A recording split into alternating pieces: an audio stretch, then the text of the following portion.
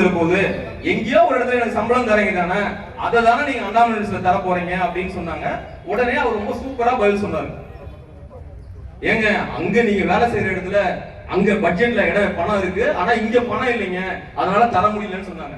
சரி ஏதோ கொஞ்சம் ரேஷனலா பேசுறாங்க அப்படின்னா, திரும்ப அப்சார்ப்ஷனை பத்தி பேசும்போது அப்சார்ப்ஷன் கூடாது, ஏன் கூடாது அப்படின்னு சொன்னா, சார் பென்ஷன் நிறைய செலவாகும் சார், இங்க தானே அண்ணாமலை யூனிவர்சிட்டியில பட்ஜெட்ல பணம் இல்லையே, எப்படி சார் நீங்க கொடுப்பீங்க அப்படின்னு கேட்டா, முதல்ல வந்து அண்ணாமலை யூனிவர்சிட்டி பட்ஜெட்ல பணம் இல்லைன்னு சொன்ன அதே அவங்க, ஏன்பா யாருக்காவது ஒருத்தவங்களுக்கு என்னைக்காவது பென்ஷன் கொடுக்காம விட்டோமா? இப்போ வரைக்கும் நீங்க பென்ஷன் வாங்கிட்டு இருக்கீங்கல்ல, யார் தருது? கவர்மெண்ட் தானே தருது. இன்னைக்கும் தரும், இன்னும் 10 வருஷம் கழிச்சு தரும். அப்ப பதில் இங்க அண்ணாமலை யூனிவர்சிட்டி பட்ஜெட் இல்ல, இப்ப நாங்க எவ்வளவு ஆனாலும் தருவோம். நீங்க நல்லா பாத்துக்கங்க, அவங்க நம்ம என்ன சொன்னாலும். சிஏஎஸ் பாருங்க சார், யூஜிசில இந்த மாதிரி ரூல் இருக்கு சார், இந்த இடத்துல எல்லாம் வந்து இப்படி இப்படி எல்லாம் கோர்ட் ஜட்ஜ்மெண்ட் இருக்கு. பதில் என்ன சொன்னாங்க? நாங்க சொன்ன பிறகு கோர்ட் ஜட்ஜ்மெண்ட்டுக்கு நாங்க அப்பீலுக்கு போறோம். ஏதாவது ஒரு யூனிவர்சிட்டியில இதை இம்ப்ளிமெண்ட் பண்ணிருக்காங்கன்னு காட்டுங்க. எப்படி சார் வேற யூனிவர்சிட்டியில இம்ப்ளிமெண்ட் பண்ணிருக்காங்க? இங்க மட்டும் தான் சார் நீங்க 2008ல இருந்து சிஏஎஸ் நடத்தல, அதுக்கப்புறமா 2018ல நடத்திருக்கீங்க. இங்க மட்டும் தான் அந்த இதெல்லாம் ரிலாக்ஸேஷன் எல்லாம் தேவைப்பட்டுச்சு. சாதாரணமா இல்ல, யூஜிசில ரிலாக்ஸேஷன் கொடுத்திருக்காங்க. அதை வந்து சிண்டிகேட்ல வச்சு இவங்க எல்லாம் கையெழுத்து போட்டு தான் ஒரு board of selection vice chancellor முடிவு பண்ணி இவங்க எல்லாம் கையெழுத்து போட்டு அந்த ரிலாக்ஸேஷன் கொடுத்திருக்காங்க. இப்போ மேண்டேட்டரி கோர்ஸ்க்கு எக்ஸம்ஷன்ங்கிறது வேற, வேற டேமுக்கான வேற வார்த்தை வேற அப்படின்னு எங்களுக்கு இங்கிலீஷ் கிளாஸ் எடுக்கிறாங்க. இந்த மேண்டேட்டரி கோர்ஸ்ல சரி, நீங்க ஏதாவது ஒரு யூனிவர்சிட்டி வைஸ் சான்சலர் பேரை சொல்லுங்க, அவரை வர சொல்றோம். அவங்க இதை கொடுத்துருக்காங்க. ஏங்க சட்டம் ஒரு இடத்துல தெளிவா பர்மிட் பண்ணிருக்கு, அதை வேற யாராவது ஒருத்தர் இம்ப்ளிமெண்ட் பண்ணியிருந்தா என்ன, பண்ணாட்டி என்ன? இதெல்லாம் என்ன வாதம் அப்படின்னு எங்களுக்கு தெரியல.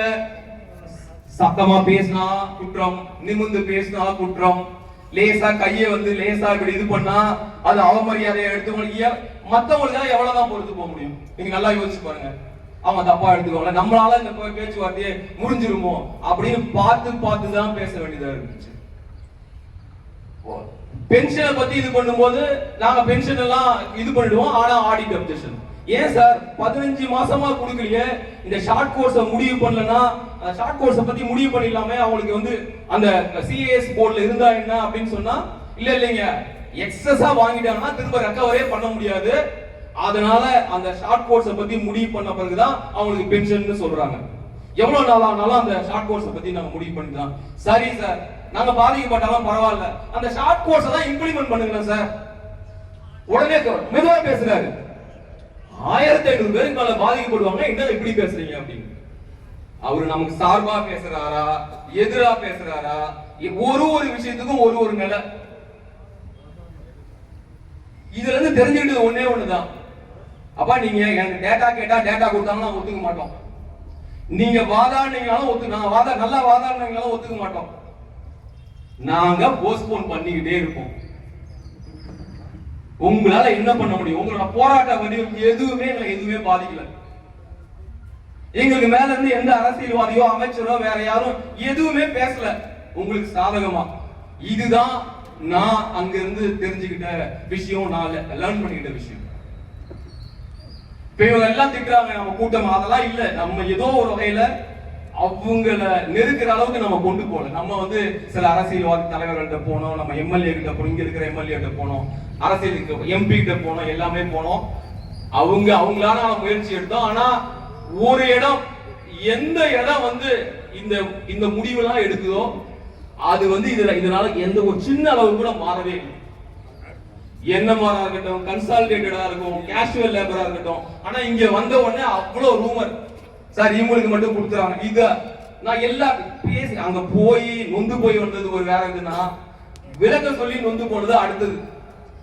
ஒவ்வொருத்தருக்கும் சொல்லி சொல்லி சொல்லி சொல்லி சொல்லி கடைசியா எப்படி சமாதானப்படுத்துற? உங்களுக்கும் இல்ல, எங்களுக்கும் இல்ல, யாருக்குமே எதுவும் இல்லை. இப்படிதான் சமாதானப்படுத்த வேண்டியது. இப்ப யாருக்காவது ஒருத்தங்களுக்கு எதுவுமே அவங்க சொல்லல. ஆரம்பிச்சதெல்லாம் நல்லா தான் ஆரம்பிச்சாங்க. உங்க கோரிக்கை எல்லாம் இந்த அரசினால் முழுமையாக ஏற்றுக்கொள்ளப்பட்டது. இன்னைக்கே நடந்துருச்சுன்னு வச்சுக்கோங்க. ஆனா சிலதை இப்ப